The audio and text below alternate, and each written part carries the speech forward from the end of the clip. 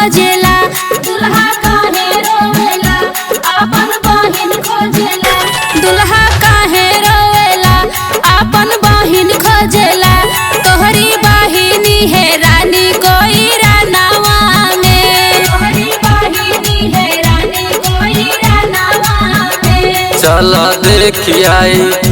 चला देखी आई बरौसा के बाजार चला देखी आई। अरे दुल्हन के बहिन न पढ़े में तेज न पढ़ावे में तेज खाली 10-10 लौंडा पटावे में तेज चला देखी आई चला देखी आई बरौसा के बाजार चला देखी आई।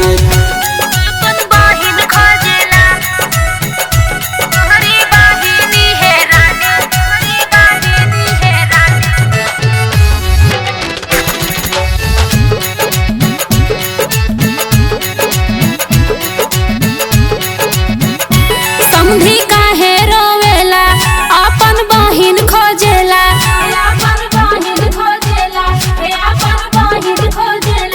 समधी काहे रोवेला अपन बहिन खोजेला तोहर बहिनी है रानी यही रानावा में तोहर बहिनी है रानी यही रानावा में तोहर बहिनी है रानी यही रानावा में तनी